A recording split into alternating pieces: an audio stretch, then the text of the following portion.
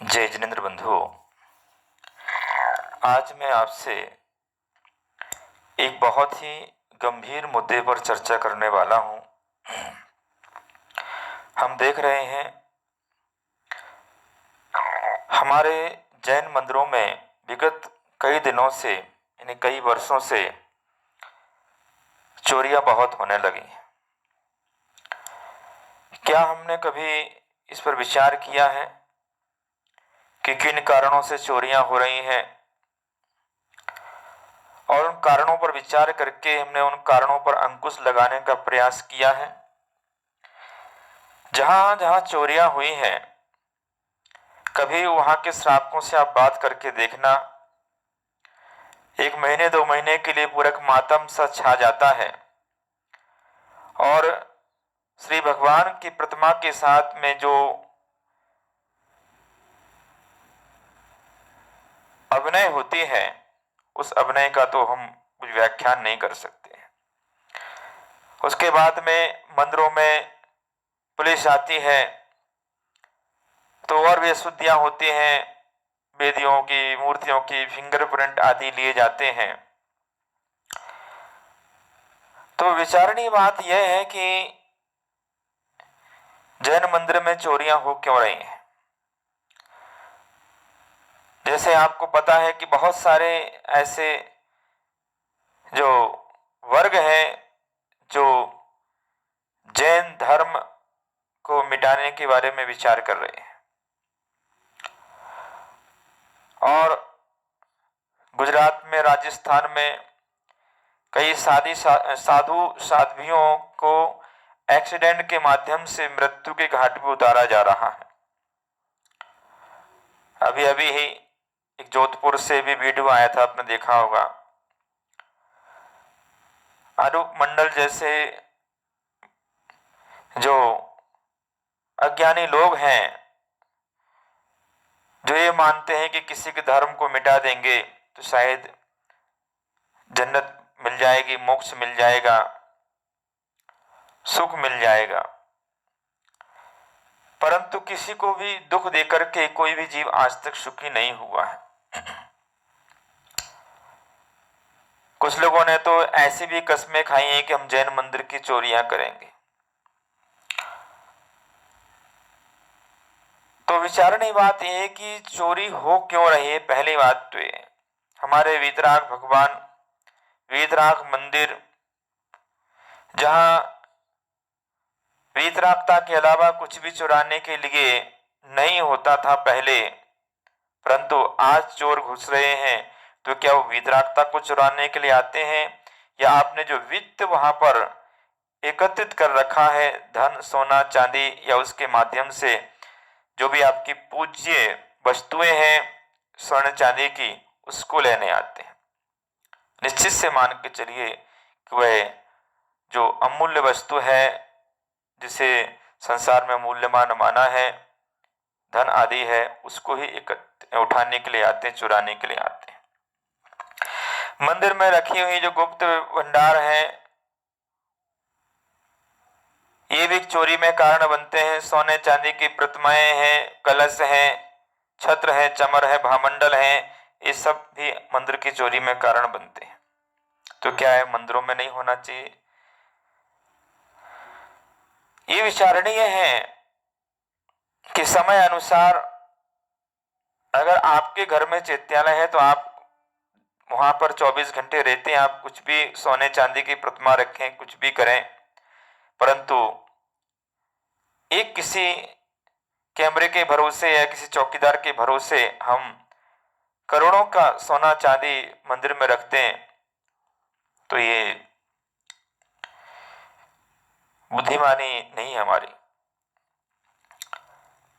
जब हम पत्थर की प्रतिमा बनाते हैं और उसमें ही पत्थर के छत्र चमर भामंडल बना देते हैं, उतनी अच्छी इसमें हम सोने की नक्काशी कर दें तो उसे कोई चुरा नहीं सकता। दूसरी बात विचारण ये है कि जमीनों से जो प्रतिमाएं निकलती हैं, उसमें ऐसी कोई प्रतिमा नहीं है आज तक निकली कि सोने की प्रतिमा निकली हो, चांदी की प्रतिमाएं निकली हो, या छत्र चमर भामंडल सब जमीनों से निकले हों। पहले रखे तो जाते थे पर मिलते क्यों नहीं? क्योंकि ये चुरा लिए जाते हैं।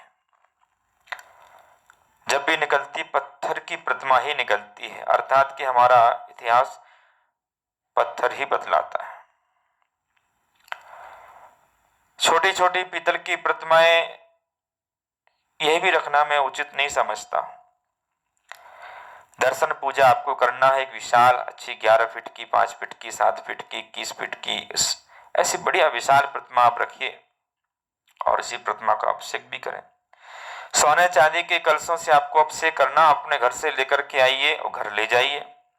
मंदिर तो वीतरागी होता है, मंदिर में कोई वित्त नहीं रखा जाता, कोई धन दौलत नहीं रखा जाता है। जैसे साधु के पास आप सोना चांदी देखते हो तो आपको विनय करने के भाव नहीं आते हैं, तो फिर मंदिरों में क्यों इतना सोना चांदी रखते हो? क्या आवश्यकता है? जैनागम तो यह कहता है कि मंदिर में द्रव्य भी नहीं धोई जाती थी, अपने घर से ही शुद्ध वस्त्र पहन करके, जल चंदन आदि वहीं से लेकर के, पूजन की सामग्री लेकर के, और याजक श्री जिनेन्द्र भगवान के दरबार में आता है, भगवान की पूजा करते हैं, और वो जो शेष जो चढ़ी हुई द्रव्य है वो उसके माध्यम से वो अपनी सेवा नहीं करवाता है माली पुजारी को देकर के, मालियों को देकर के, वो तो पशु पक्षियों को चुनने के लिए डाल देते हैं। और जो माली पुजारी हुआ करते थे उनके लिए अपनी तरफ से राशियां दिया करते थे। तो प्राचीन पद्धतियां भी आप समझेंगे तो मंदिर अत्यंत वितरागी होते थे, मंदिरों में ताले भी नहीं लगते थे, क्योंकि चुराने के लिए कुछ है ही नहीं। वितराग मंदिर तो वही है जहां कोई ताला ना हो, और ताला है तो लगता कि कुछ चीज ऐसी है जो चुराई जा सकती है।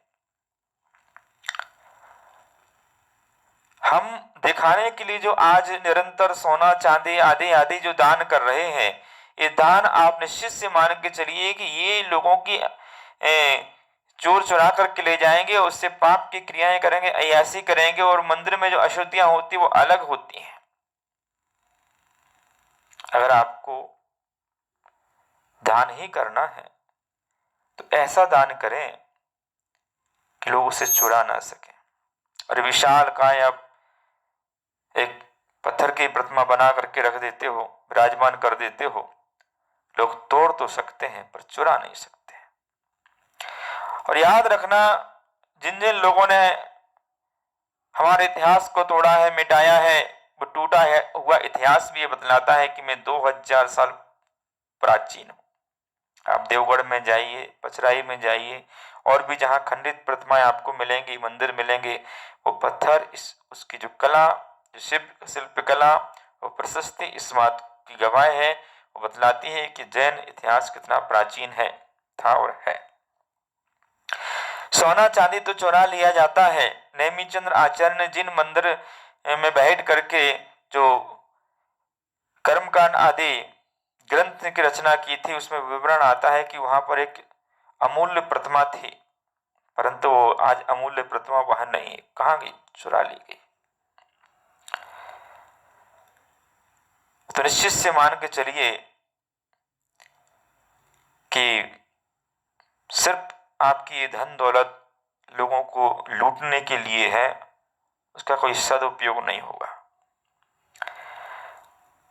एक समय उस समय रहा होगा जब लोगों का मन इस तरफ नहीं जाता होगा, आपकी संख्या ज्यादा होने के कारण से, या इस प्रकार की वारदात नहीं हुआ करती थी, परंतु आज समय बदल गया है। बदलते हुए समय को देख करके आज आप अभी देखेंगे तो एक दिन में कम से कम 3 से 4 जैन मंदिरों की चोरियों का विवरण आ रहा है, जो आपको थाने में मिल जाएंगे। वो पहले 20 सालों में कहीं सुनने को मिल जाए किसी मंदिरों की चोरी हुई। लोगों के मन में कितनी कलुषताएं आ चुकी हैं। उन कलुषताओं को देखते हुए हम अपने दान पुण्य को इस तरीके से करें कि वास्तविकता में जिन्हें जरूरत है, कोई गरीब है, उसे आप अमीर बना दीजिए, उसकी बेटी की पढ़ाई में, शिक्षा में, विवाह में आप खर्च कर दीजिए।